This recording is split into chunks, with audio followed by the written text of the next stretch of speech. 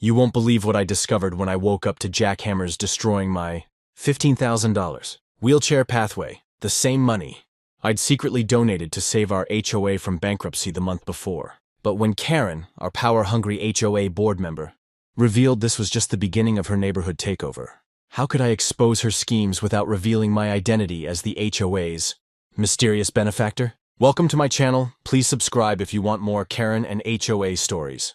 The sound of jackhammers ripped me from my sleep at 7:30 a.m. sharp. I rolled my wheelchair to the window, my heart already racing before I even pulled back the curtains. What I saw made my blood run cold. 3 construction workers were destroying my front pathway, the special concrete ramp I'd spent months designing for wheelchair access to my home. I grabbed my phone and started recording, my hands shaking with anger as I watched them tear up the smooth, gently sloped path that had given me my independence back. The workers were wearing bright yellow vests with Thompson Construction printed on the back, the same company owned by Karen Thompson's husband. Of course she was behind this. Just last month, I'd anonymously donated $15,000 to save our HOA from going broke.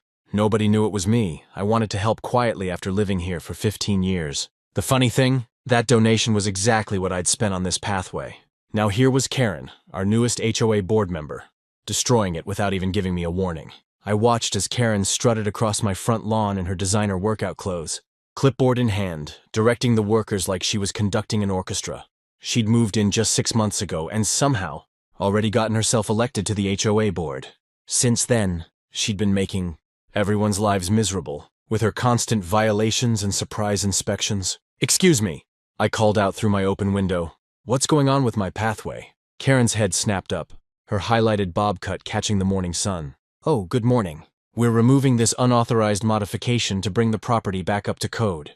You should have received my notice last week." She smiled that fake smile of hers, the one that never reached her eyes. "I never got any notice," I said, trying to keep my voice steady. "And this pathway is fully approved. I have all the permits right here in my files." "Well," she said, checking her clipboard, "according to the HOA bylaws section 47B, all external modifications must maintain aesthetic uniformity with the neighborhood standard. This pathway clearly doesn't match the approved concrete color palette."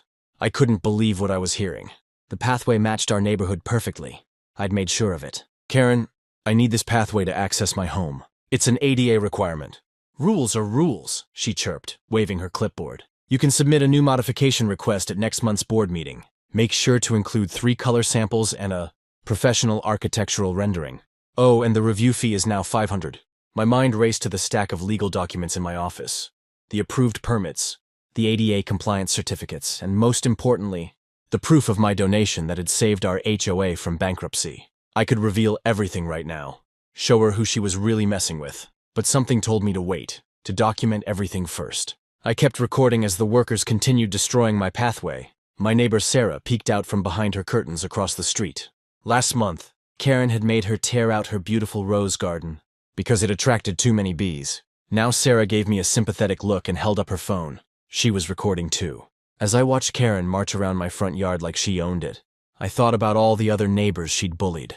The Patels had to repaint their entire house because Karen decided their shade of beige was too ethnic. Mr. Rodriguez was fined for having his grandkids' bikes in his driveway for more than an hour. Even Mrs. Chen's award-winning koi pond was now under threat. The jackhammers kept pounding away at my independence. But with each crack in the concrete, my determination grew stronger. Karen had no idea who she was dealing with. I had the permits, the legal rights, and most importantly, a secret that could change everything.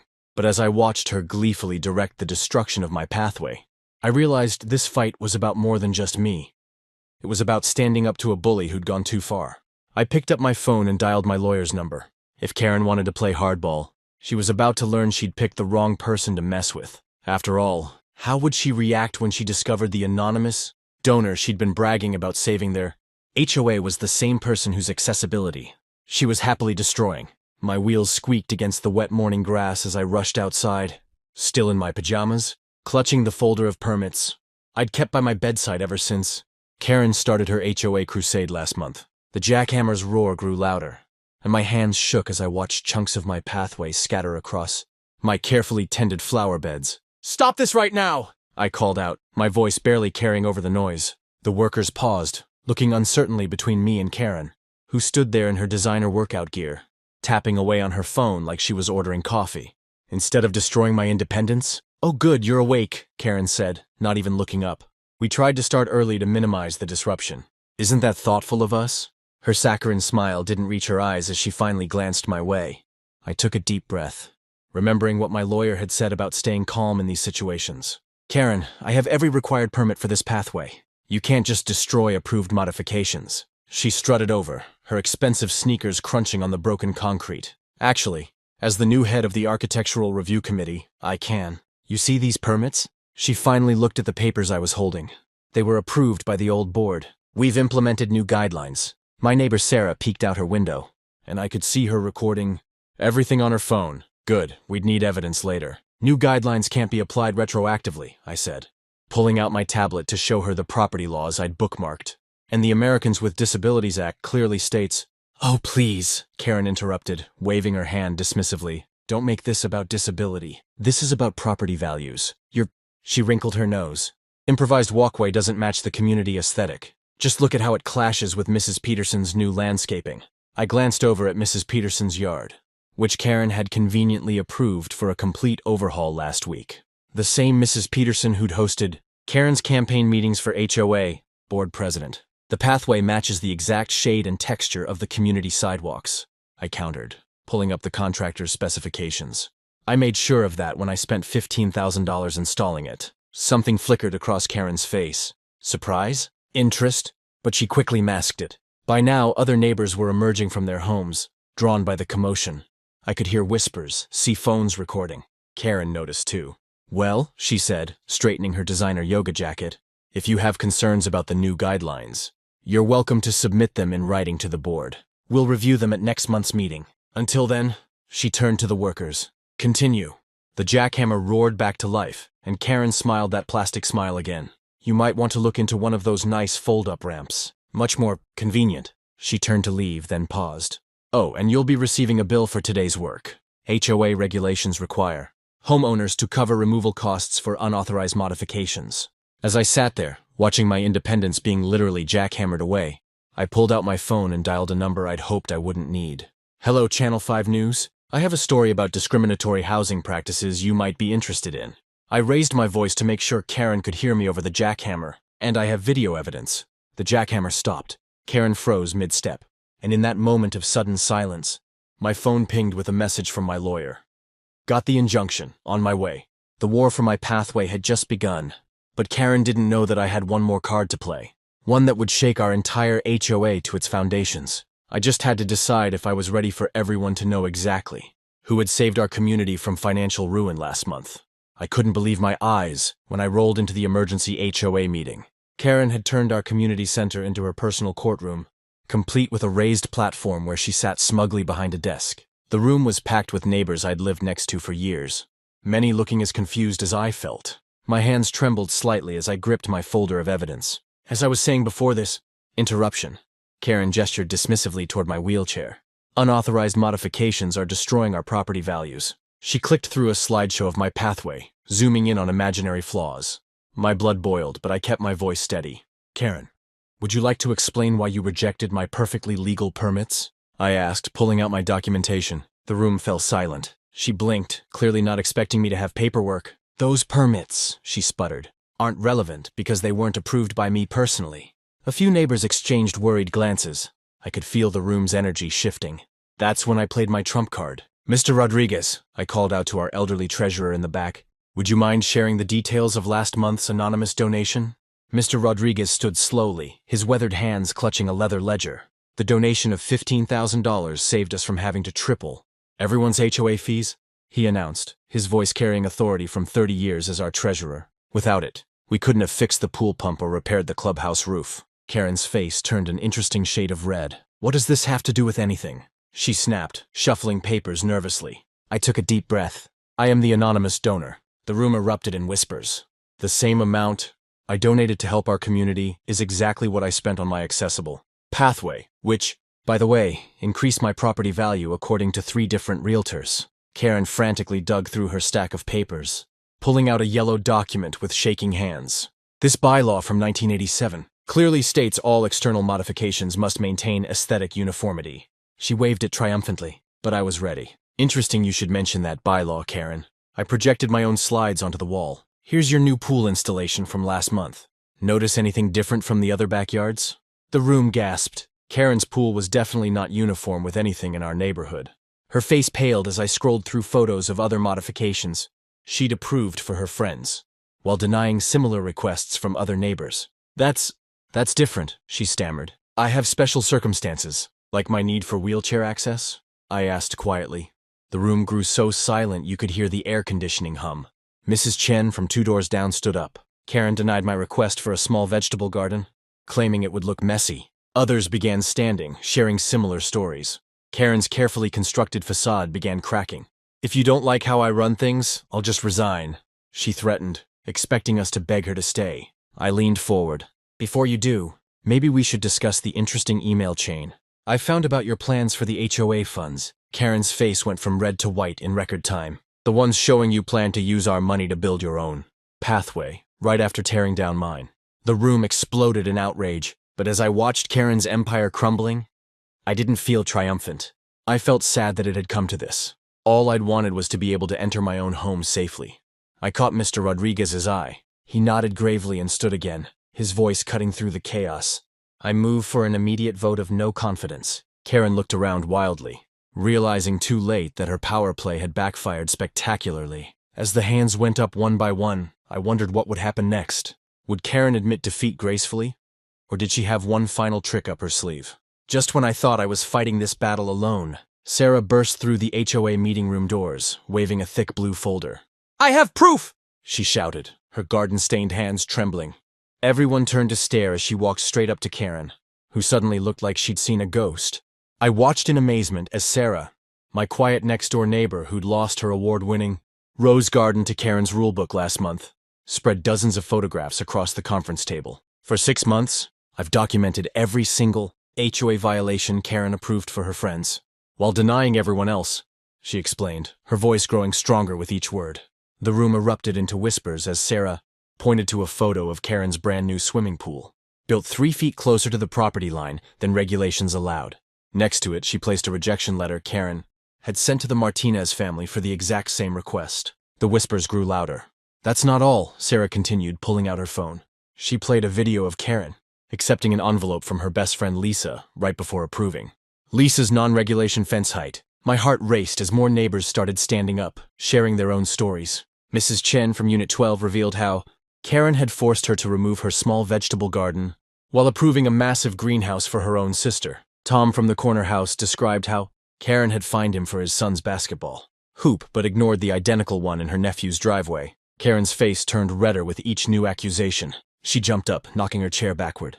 "This is ridiculous. I've only ever enforced the rules as written." But her voice cracked when Mr. Rodriguez quietly asked her to explain why her own recent home additions weren't in the HOA's approval records. I wheeled myself closer to the table, spreading out my own carefully organized documentation.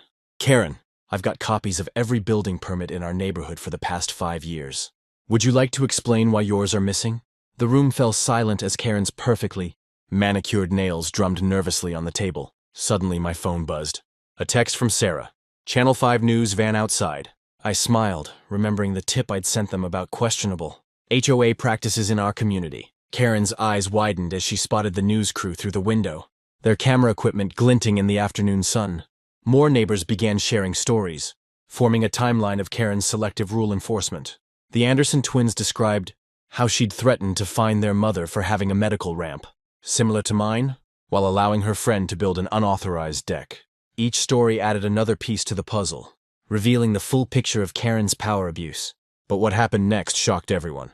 Lisa, Karen's closest ally on the board, stood up with tears in her eyes. "I can't do this anymore," she whispered, pulling out a stack of papers from her designer handbag. "Karen made me falsify these violation reports. She said she'd expose my past bankruptcy if I didn't help her." The room exploded into chaos. Karen lunged for the papers, but Mr. Rodriguez calmly stepped between them. I noticed our HOA lawyer in the back of the room, quietly taking notes and nodding. This was bigger than my pathway now. It was about standing up to years of bullying and manipulation. Through the commotion, I caught Sarah's eye. She gave me a slight nod, and I knew tomorrow's newspaper would feature her detailed photo evidence alongside my story. Karen must have realized it too, because she grabbed her purse and headed for the door. But before she could leave, she turned back with a sneer that made my blood run cold. "You have no idea what you've started," she hissed, pulling out her phone and dialing a number we'd soon wish she hadn't. I never expected Karen to snap like this in front of everyone, but here we were. The emergency HOA meeting had turned into complete chaos when she jumped up from her seat, face red with anger, and shouted, "Fine! If you won't support my decision, I quit. Let's see how you run this HOA without me." The room fell silent. Mr. Rodriguez, our treasurer, calmly adjusted his glasses and pulled out a thick folder from his briefcase. "Before you make that decision, Karen, I think everyone should see these documents." My heart raced. I had given him those papers just hours before. Karen's smug smile disappeared as Mr. Rodriguez started showing photos on the projector screen. There was Karen's new pool installation from last summer, the one that somehow got approved in just 2 days, while Mrs. Chen waited 6 months for permission to install a small koi pond. Next came pictures of Karen's non-regulation fence, her oversized gazebo, and the tree she removed without permits. "You've been spying on me?"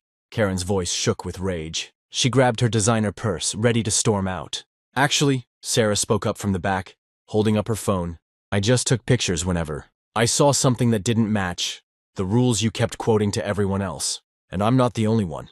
Other neighbors nodded, pulling out their phones and tablets. That's when I rolled my wheelchair forward and placed my own folder on the table. "Karen, remember last month when you said my donation to the HOA was just a drop in the bucket? Well, I had my lawyer look into something interesting." I pulled out the documents showing Karen's failed attempt to secure a $50 Sorum personal loan, dated just 1 day before I made my anonymous donation. The whispers started. Mrs. Chen gasped. Mr. Rodriguez cleared his throat and projected the HOA's bank statements. Karen was planning to use HOA funds to build her own private pathway and patio extension.